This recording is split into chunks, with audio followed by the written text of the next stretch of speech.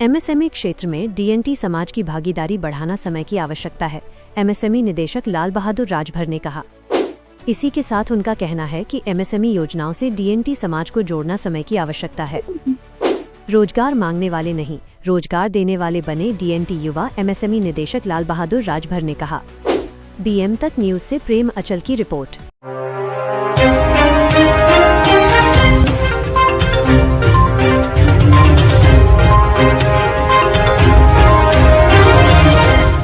नमस्कार, बीएम तक न्यूज में आपका स्वागत है।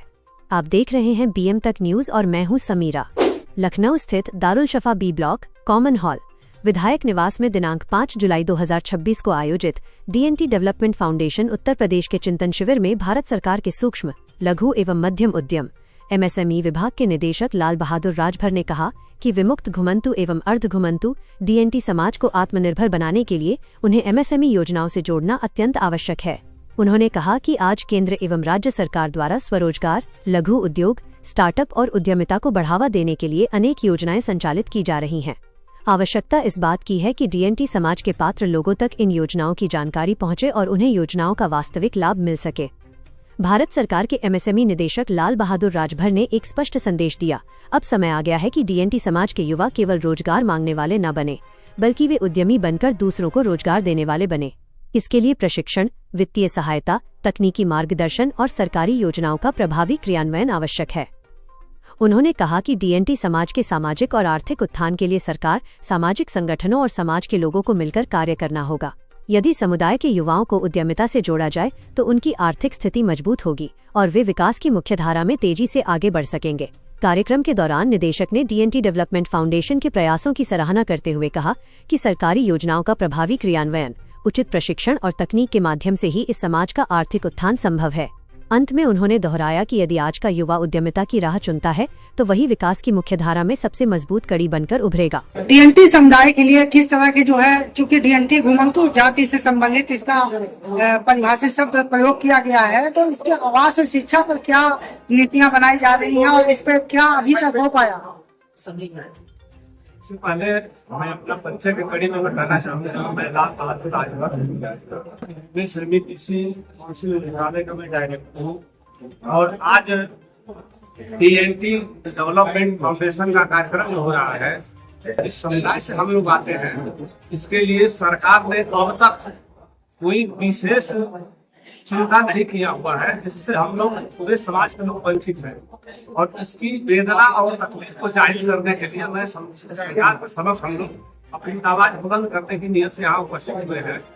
जबकि देखा गया है हमारा देश 1947 में आजाद हुआ और जो लोग क्रिमिनल ट्राइबल लोग हैं, जो फ्रीडम फाइटर थे, उन लोगों को बंदी बना दिया था अंग्रेजों के समय में। इनको सरदार वल्लभ भाई पटेल की सिफारिश पे 1952 में मुक्त किया गया। 1952 में मुक्त करने के बाद विमुक्त जाति की एक कटघरी तय की गई और उस कटघरी को विशेष सुविधा प्रदान करने के लिए भारत सरकार ने व्यवस्था किया। उस व्यवस्था के तहत हमें आश्रम बंधन विद्यालय दिए गए, छात्रावास दिए गए, हमें आवासीय कॉलोनियों का भी व्यवस्था किया गया, लेकिन धरातल तक कुछ नहीं प्राप्त हुआ है आज तक।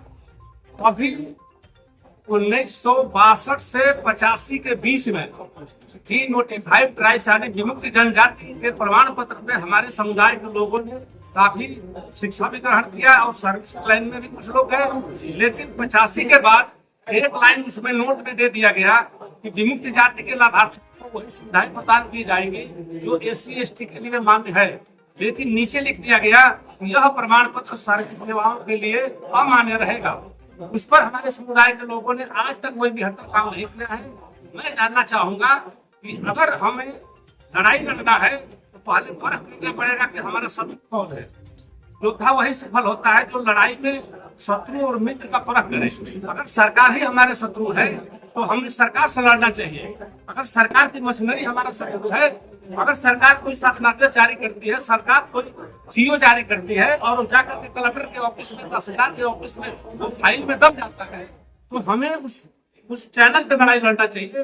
हम आग्रह करेंगे राष्ट्रीय अध्यक्ष महोदय से और प्रदेश अध्यक्ष से कि उस लड़ाई को हम धरातल पे नहीं उतार पाते हैं तो हमारे संगठन किसी काम का नहीं रह जाएगा। हमें निकम्मे का सर्टिफिकेट मिल जाएगा। इसलिए हमें लड़ने के लिए सरकार से और सरकार के तंत्र से लड़ना पड़ेगा।